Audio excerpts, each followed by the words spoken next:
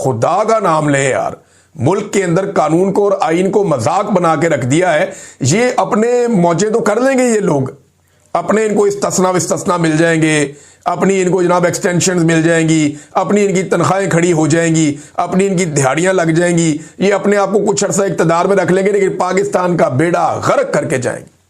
सत्यानाश करके रख दिया पाकिस्तान की हर चीज का इन बेशर्मों ने, और सहाफत का तो बिल्कुल ही बेड़ा गर्क कर दिया। अब आ जाए जरा सुहेल अफरीदी साहब के मामले पे। वो धरना देने के बाद अदालत पहुंच गए, हाई कोर्ट।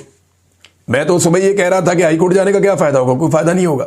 ये हाई कोर्ट गए, जाके इन्होंने एक्सपोज करने की कोशिश की उस अदालत को जो पहले से ही एक्सपोज्ड है। यानी इस निजाम के सारे कपड़े इमरान खान ने उतार दिए हैं। अब सुहेल अफरीदी साहब को इस निजाम का कोई कपड़ा मजीद उतारने की जरूरत नहीं है। वो जो हुज्जत तमाम होनी थी वो हो चुकी है। ये निजाम तो गोलियां मार के ढीठ बन के खड़ा हुआ है। ये निजाम तो औरतों के ऊपर टॉर्चर करके ढीठ बन के खड़ा हुआ है।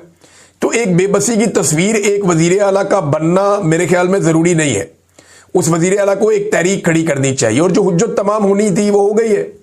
सारे कानूनी रस्ते अपनाकर देख लिए। चीफ जस्टिस ने कहा जी मैं मिल ही नहीं सकता। ये गए वहां पे, उसने कहा मैं नहीं मिलता।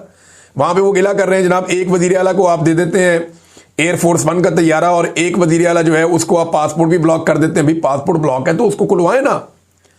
अगर पासपोर्ट ब्लॉक हो सकता है तो और बहुत कुछ भी बंद हो सकता है। अगर आपका पासपोर्ट बंद किया है तो आप भी बहुत कुछ बंद कर सकते हैं, और अगर आप वो कुछ बंद कर देंगे तो आपका पासपोर्ट ऑटोमेटिकली खुल जाएगा। मैं इस पूरे निजाम को समझता हूं, जब तक आप इनका बाजू नहीं पकड़ेंगे ना, जब तक आप इनके ऊपर चढ़ेंगे नहीं, ये आपको आपका हक नहीं देंगे। पाकिस्तान की मिलिट्री एस्टेब्लिशमेंट की ये पॉलिसी है। ये अमेरिका से क्यों डरते हैं? अमेरिका इनका बाजू मरोड़ के इनसे अपना काम करवाता है। वो इनको गिच्ची से पकड़ के अपना काम करवाता है, ये उनका काम करते हैं। पाकिस्तानी क्योंकि मिन्नत तरला, इंसानी हकूक, इंसानियत, इखलाकियात या इन चीजों के अंदर आप फंसते हैं तो फिर नहीं होता काम। इमरान खान साहब की जो स्ट्रेटजी थी वो फ्रंट फुट पे रह के खेलते रहे इनके साथ, वो बैक फुट पे नहीं गए। तो सुहेल अफरीदी साहब ने ज्यादतियां काफी हद तक रजिस्टर कर ली हैं। अब इसके बाद बेबसी की तस्वीर बनने से निजाम को कोई फर्क नहीं पड़ता। निजाम को इस बात से कोई फर्क नहीं पड़ता कि लोग उनके बारे में क्या सोच रहे हैं, बाहर क्या राय बन रही है, पाकिस्तान के अंदर क्या राय बन रही है। उन्होंने लोगों से वोट थोड़ी लेने हैं ना, उन्होंने अपने बंदे लाने के लिए उनको वोट दिलवाने। अभी हरिपुर का इलेक्शन आपने देख लिया, बाकी इलेक्शन भी आपने देख लिए। उस सवाल ही पैदा नहीं होता। उन्हें इस बात की कोई फिक्र नहीं है।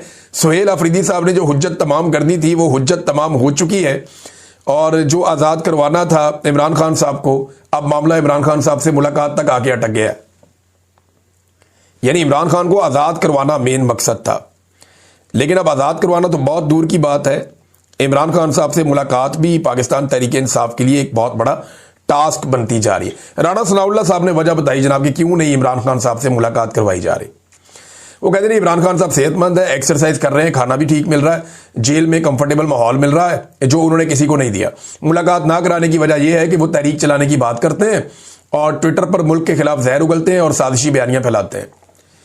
तो राणा साहब इसकी वजह से आप एक आईनी और कानूनी हकूक ही मुअत्तल कर देंगे एक कैदी के। अब ये बयानिया बार बार बनाया जा रहा है, आता तारड़ा आ जाते हैं, कभी कोई और आ जाता है, वो सारे आकर ये कहते हैं जी इमरान खान साहब तो जेल में बड़े कंफर्टेबल हैं, उनको महल जैसा माहौल मिला हुआ है, मर्जी के खाने मिल रहे हैं। ऐसी जेल आज तक ना नवाज शरीफ ने काटी ना जरदारी ने काटी। ये लोग सोच भी नहीं सकते जैसी जेल में इमरान खान साहब को रखा हुआ है। नवाज शरीफ की जेल के बारे में उनके अपने साथी और सहाफी बता चुके हैं कि मियां साहब की मौजों वाली जेल थी। मैंने बहुत पहले आपको जब बता दिया था कि मियां नवाज शरीफ साहब पाकिस्तान से बाहर जाने वाले हैं, उनके जाने से 2-2.5 माह पहले बता दिया था। और बाद में सारे मेरे से ये पूछ रहे थे, मुहित पीरजादा समेत, कि आपको ये कैसे पता चला।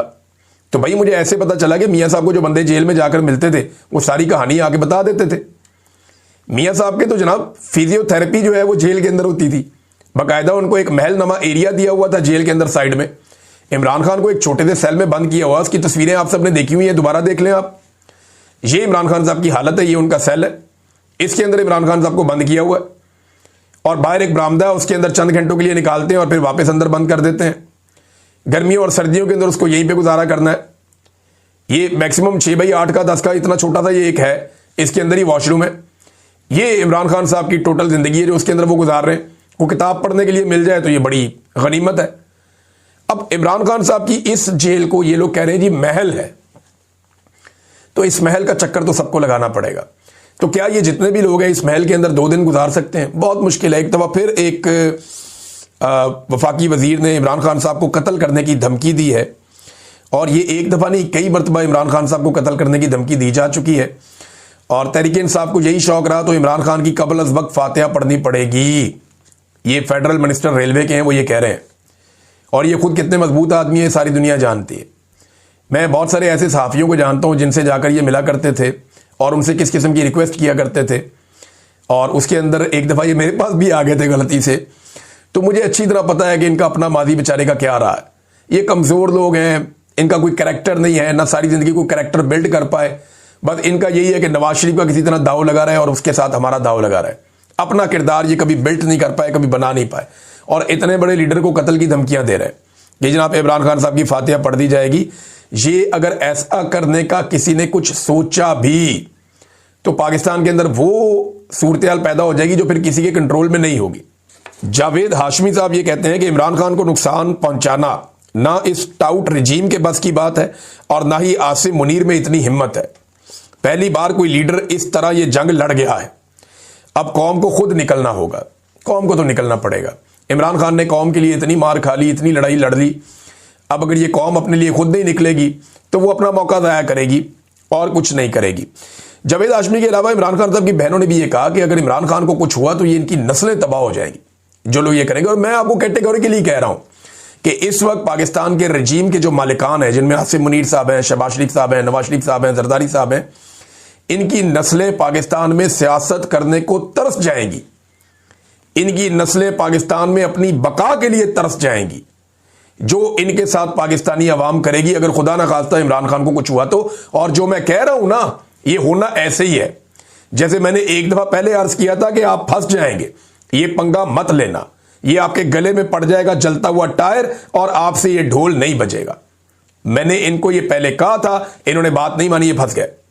अब मैं दोबारा ये गुजारिश कर रहा हूं कि अगर इमरान खान को कुछ भी हुआ जेल के अंदर तो इनकी नस्लें जो हैं वो इसको भुगतेंगी बाद में। इमरान खान साहब की बहन अलीमा खानम साहिबा, उन्होंने ये बताया कि 9 दिन पहले हमें बताया गया कि जब तक आसिम मुनीर की तौसीक का नोटिफिकेशन नहीं आ जाता किसी को भी इमरान खान से मिलने नहीं दिया जाएगा। हम आज तक ये नहीं समझ सके कि किसी की तौसीक का खानदान के आईनी और कानूनी हक या मुलाकात से क्या ताल्लुक है। अगर एक खानदान का हक कैसे, यानी आखिर एक खानदान का हक जो है वो कैसे हुकूमत किसी मुलाजिम की तौसीक से जोड़ा जा सकता है कि हुकूमत का एक मुलाजिम है, सरकारी मुलाजिम है, आर्मी चीफ, अब एक ऑफिसर है सरकारी, एक दिन रिटायर हो जाएगा। इमरान खान की मुलाकात का हक कैसे छीना जा सकता है एक सरकारी मुलाजिम की तौसीक के मामलात के साथ जोड़कर। और अब सारे के सारे वुज़रा जो है वो ये साबित करने लगे जनाब हमने बड़ी मुश्किलात देखी है, इमरान खान ने कुछ नहीं देखी। पाकिस्तान तहरीक इंसाफ ने रिकॉर्ड खड़ा कर दिया मुश्किलात देखने का।